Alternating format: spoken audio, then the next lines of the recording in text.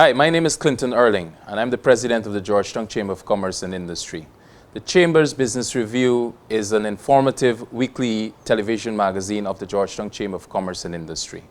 We will showcase the activities of the Georgetown Chamber of Commerce and Industry, feature interviews of prominent business personalities, and broadcast our popular training seminars for the entire country's benefit. So please sit back and enjoy while we indulge your attention over the next half an hour. A very good evening and a warm welcome to you all. I'm very excited tonight. Tonight represents another milestone and another achievement for the Georgetown Chamber of Commerce and Industry. This is the second consecutive year that we're launching our business directory magazine.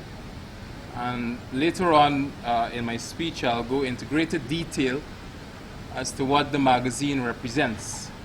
We also will get to hear from the European Union's representative about some of the contribution the European Union as a whole, which is the largest single market in the world with some 500 million consumers. Guyana share an economic partnership agreement with our CARIFORUM partners, and the EPAs benefit greatly all our professionals and our private sector. And over the years, the EU has been very benevolent and generous partner to Guyana's development. And for many years, we enjoyed preferential access to EU markets for sugar. And the current European Development Fund, under the auspices of the EPA, ensures that development financing is available for our country's future development. But don't let me steal Joaquin's thunder. He'll go more into depth during his presentation as to what the European Union has done in Guyana, what they're doing in Guyana, and what they intend to do in Guyana in the future. I don't think this microphone is working, but I'll continue. But tonight, as we celebrate and we jubilate on the good and the positive, it would be delinquent of me if I did not mention a few things that bothers me and also bothers my colleagues within the private sector. And the first such issue, it has been over a month, I think we're approaching 2 months, since 4 legislative bills were passed in the National Assembly. And however, since then, for all different reasons, very confounding and perplexing reasons to me, the President has not yet assented to those bills. The Chamber, the Georgetown Chamber of Commerce, and I had some discussions today under the rubric of the Private Sector Commission, so I can safely speak for the Private Sector Commission here tonight on this particular instance. We look forward to the government and the President assenting to those bills so that come early in 2014, preferably before the first half year, we can see the return to local democracy to Guyana. Because since 2004 and since 1994 and 1997, when local government elections were due, we've not held local government elections.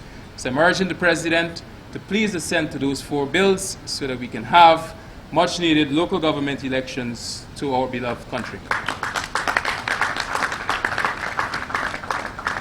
Secondly, the biggest challenge facing Guyana as a whole, and it's nothing new, it started since 2011, I think December or January, and that is the same old political impasse and the uncompromising stance and position of our parliamentarians. I want to urge all the parliamentarians to review legislation that are presented in Parliament, review those legislations on merit and worthiness, and also ensure that it meets the threshold of transparency and accountability. We cannot scare away international investors and or hurt our country's sovereign financial rating or ratings. Recently, I met with an ambassador who is not based in Guyana, but has responsibilities for Guyana, who said to me that his investors or investors in his country, they are now considering or reconsidering and would be worried whether to invest in Guyana because of the political uncertainty that exists. These uncertainties that creates dark clouds that are darker than the ones that precede a tropical storm or a hurricane. I want to urge our politicians to look at creative ways and creative mechanisms in which we can reach political convergence and political compromise.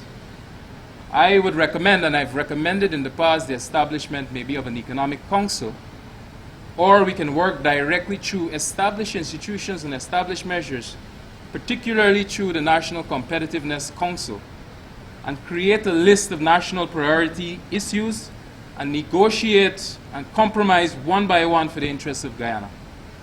I also call on other civil society organizations to please support the Chamber of Commerce and the private sector in this call and in this cause. We need our leaders to fix and not to fight.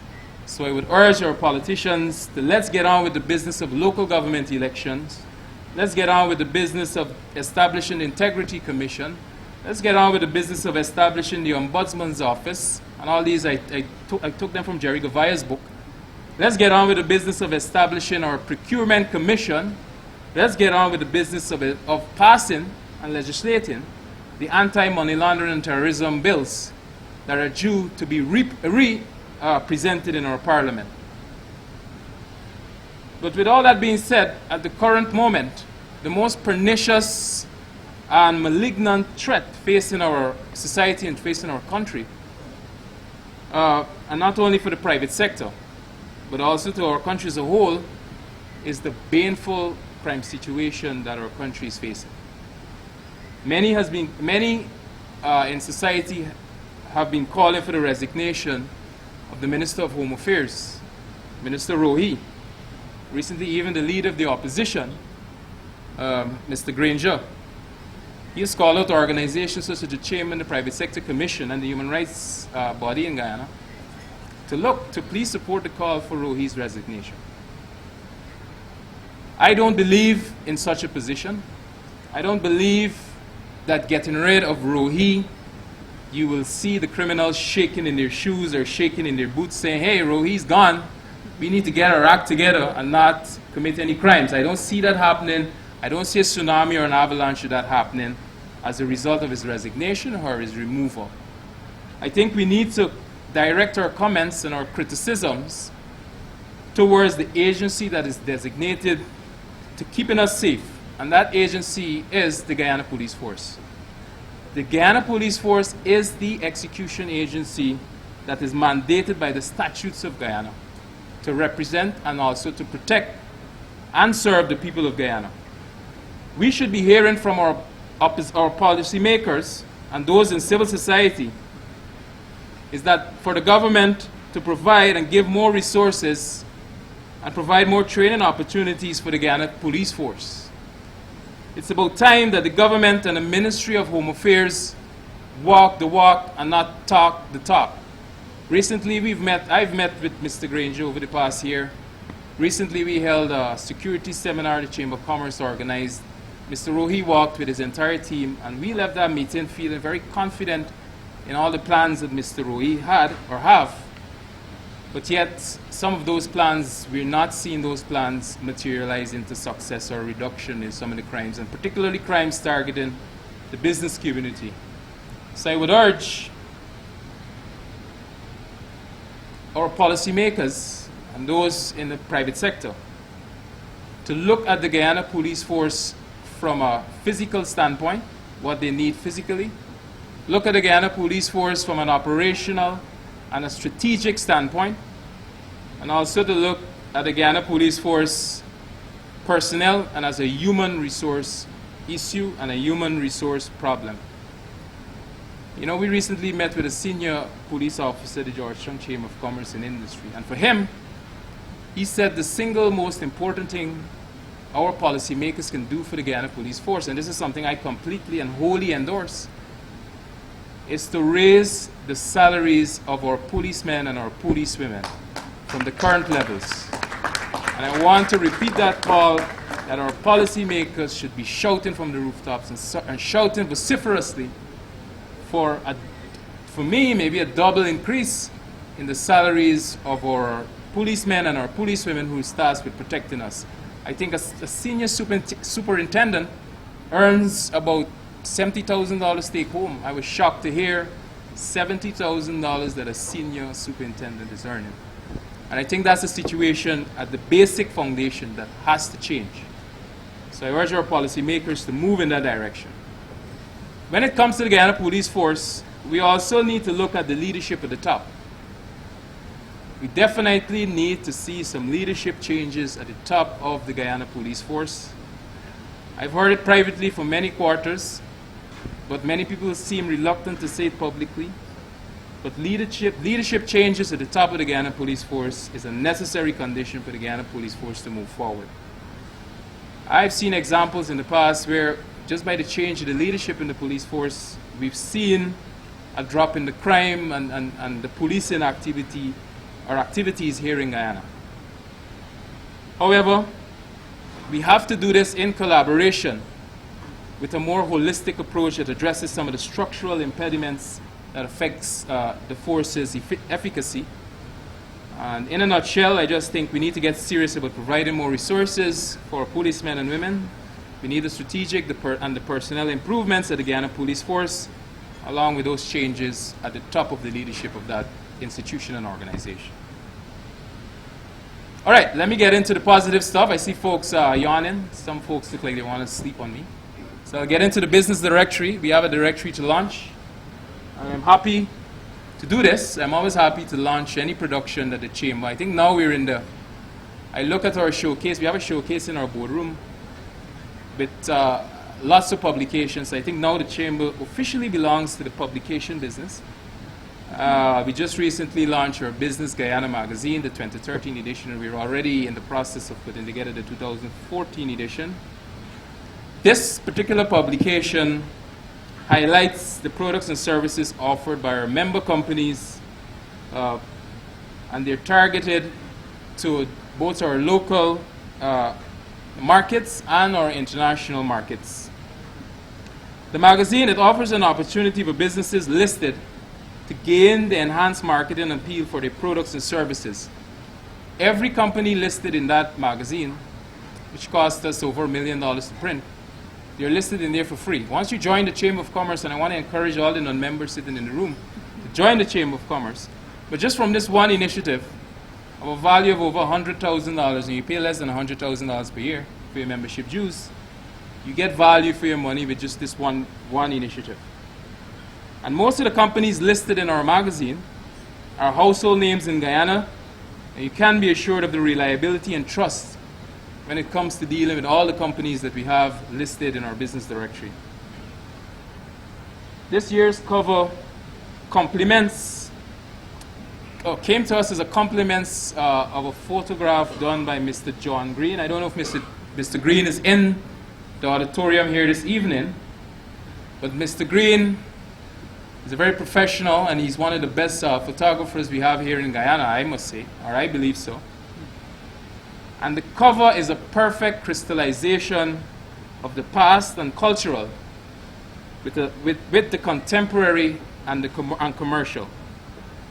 We have the historic Georgetown Cathedral juxtaposed with the new and ultra-modern New Building Society building. It also symbolizes the evolving face and architecture of the city of Georgetown, magnificently captured by Mr. John Green on that cover. Our designer this evening, we went with a different graphic artist and graphic layout person. It's a young individual. I don't know his exact age, but he looks or seems to be below the age of 25. Mr. Troy Edmondson, I don't know if he's in the audience this evening, but Troy, I'm giving you a shout out. But you did a fantastic job with the layouts of this edition of the Business Directory magazine, and I look forward, or the Chamber look forward in the future to doing some more work with you. And without further tarry and suspension, ladies and gentlemen, I would like to invite, and I call on the Prime Minister to just come over here on the left with me so that we can unveil the cover of the 2013-2014 Business Directory magazine.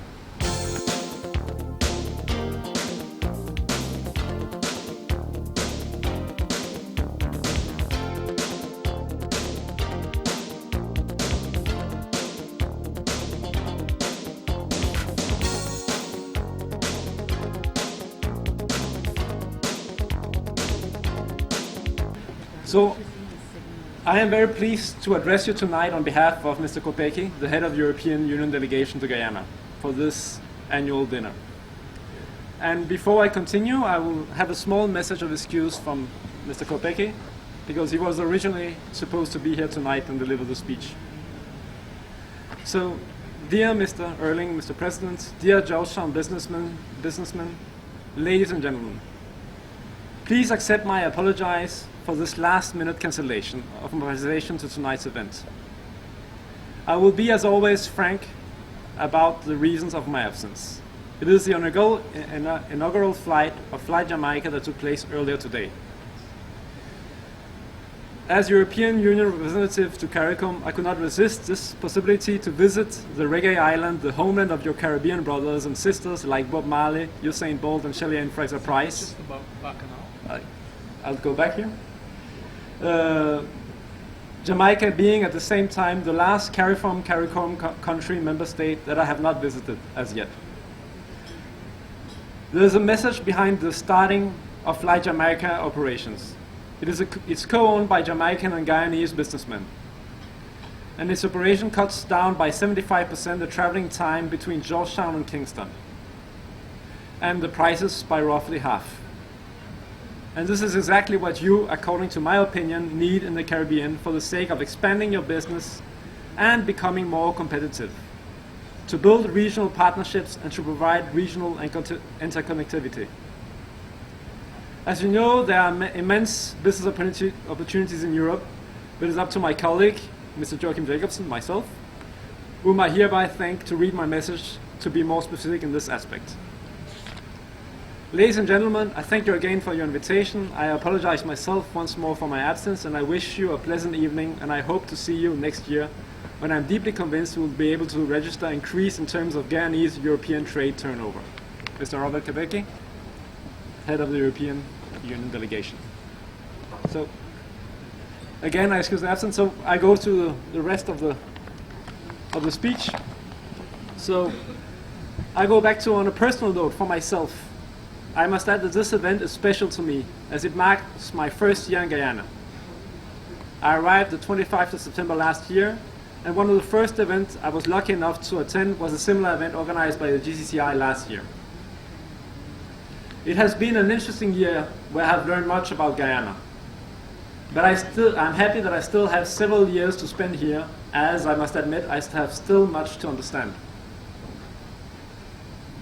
It has been a year where I have been witness to a dynamic and vibrant private sector. A 7th year in a row of growth. With a rate of 4.8%, Guyana outperforms most of its neighbors and other CARICOM nations. And that is frankly a number we will be very happy to see in the current European economy. Exports rose with 13% in 2012. Foreign direct investment also rose by 19% to reach over $290 million. But, as you all may be aware, these good numbers also hide some of the challenges. Despite efforts towards diversification, this performance is quite dependent on a limited number of key commodities such as gold, rice, and sugar. It thus makes the country fragile to changes on its national markets. Especially gold has been a driver of growth over the last years and has been compensating for the problems in the sugar sector. And the current trend in gold prices might have direct consequences on future growth rate in the country. This could spill over to other sectors. Guyana also still has to climb the value chain. The current exports are still dominated by commodities with low value added. We always hear of Guyana as a land of opportunities, with vast land and natural resources, in a location linking the Caribbean with South America. This is very true, but Guyana cannot continue to be a land of potential. It has to be a land where opportunities are taken and realized. To move further, Guyana has to deal with the impediments to growth it faces. For example, Guyana could definitively and should do better on the Doing Business Index. Businesses face high cost of energy and logistics. Small and medium-sized enterprises have a difficult access to finance, and the local market is limited in size. Some of the problems, like energy costs, are also an increasing problem for Europe. The European Commissioner for Industry, Mr. Tajani, recently commented that Europe would have to strike a balance between environmental concerns and the interest of industry to keep the industrial sector vibrant and competitive. He was specifically talking about the upward pressure on energy costs created by the move towards renewable energy. Here in Guyana, we face the opposite situation, where the move towards renewable energy could and should improve energy cost and reliability. The GCCI has been, with other private sector organizations, vocal in identifying those impediments to growth, in making sure that the business community's voice is heard. The Manifesto on Competitiveness is one of those initiatives. We share the objectives of the manifesto, and many points are key parts of our continuous dialogue with the government of Guyana and our development aid. And we hope that the GCCI and the other private sector organizations will continue to be an important part of the national debate. The European Union, on its side, has faced one of the most important challenges in its history. 5 years marked by unprecedented economic crisis that had to be responded with difficult decisions. The President of the European Commission, Mr. Barroso, mentioned in his latest State of the Union speech that recovery is within sight and that we have good reasons to be confident. Those are not overly optimistic comments, but do reflect that we are seeing the light at the end of the tunnel. It is important to note that the way out of the crisis has been to work together. It has not been an easy task, but a lot has been achieved. The crisis has given us the occasion to reflect on and to undertake necessary reforms, and to learn from errors of the past. I hope this will also serve as an example for the Caribbean and maybe for Guyana itself. It is important to remember that even after those 5 difficult years, the European Union is still the world's biggest economy, the biggest importer and exporter, and one of the main sources of FDI in the world. And we will remain so for the foreseeable future, especially now that we are once more on the path towards growth, as I hope. As such, we will remain a major partner for the Caribbean and Guyana. I do not want to forget one central element in our relation with Guyana. The CARIFORUM and the European Union have entered into a long-term partnership with the signing of the Economic Partnership Agreement in October 2008. This groundbreaking agreement is based on the logic that more trade, be it amongst CARIFORUM states or between CARIFORUM, the EU, and the wider world, will drive growth and prosperity across the Caribbean. The agreement is asymmetric and acknowledges the different stages of development of our respective region. It provides duty-free and quota-free access for the European Union market, while opening up 87% of the Caribbean market over a period of 25 years. I want to again acknowledge Guyana for being among the first to ratify the agreement and to implement the agreed tariff reductions. The EU is an important market. Currently, our trade with Guyana represents around 280 million euros in exports and imports combined, with an important trade surplus for Guyana. Considering its size, our market represents a huge future potential for Guyana's business. But it's not an easy market, and our agreement does not in no way represent a magic pill that will instantly increase trade. Guyana's government and Caribbean government must put in place the necessary reforms to boost growth and investment and to continue to integrate the regional economies. Business must also be proactive. I know that especially small and medium-sized businesses can find it difficult to get a foothold, to get market knowledge, to get in contact with the right partners, and last but not least, to understand and comply with all the regulation concerning food safety, consumer protection, and more. But those efforts are necessary if local business want to seek the opportunities abroad. Strong demand from consumers all over the world would only mean an increase in standards. Recently, the United States also introduced new regulation on food safety. This is a reality the Guyanese producers will have to adapt to, and I urge potential exporters to see how they can prepare themselves to comply with the requirements they are facing and integrate them into their business plans. We are providing support to help Guyana, the region, and the private sector to meet those challenges. We provide over 100 million euros to help with regional integration and trade facilitation on our regional program on 10 CDF, and we'll provide even more in our next regional program. We provide financing to ICA to work on sanitary and phytosanitary standards. We support Cross-Q on their work on regional standards, and we provide support to Carib Export to help Guyanese business prepare to export. I'm particularly pleased to see the collaboration the GCCI have had with CEDA in the past year, actually helping Guyana business applying for some of the grants offered. I'm also pleased that 6 propositions from Guyana are among the ones accepted at the last call and are currently being implemented. Common for those initiatives is the fact that they are regionally based and that they promote the development of a regional market. And this is an important aspect. It is my belief that the more integrated the regional market is, the more the region will benefit from the Economic Partnership Agreement and other international trade agreements. We must fulfill the potential of CARICOM and the Common and the CSME. But this also requires a lot of effort and vision by local entrepreneurs. Guyanese business must look into the region for opportunities as foreign investors look into Guyana. You must be willing to take the risk and make the efforts to expand. Look into the region for new markets and growth. It can help you develop business and increase productivity and quality management in the market closer to you with more similar conditions, and help you gain invaluable experience before further expanding to Europe or to the wider world. In conclusion, I hope that the Georgetown Chamber of Commerce and Industry will continue to be vocal and defend the interest of the business in Guyana.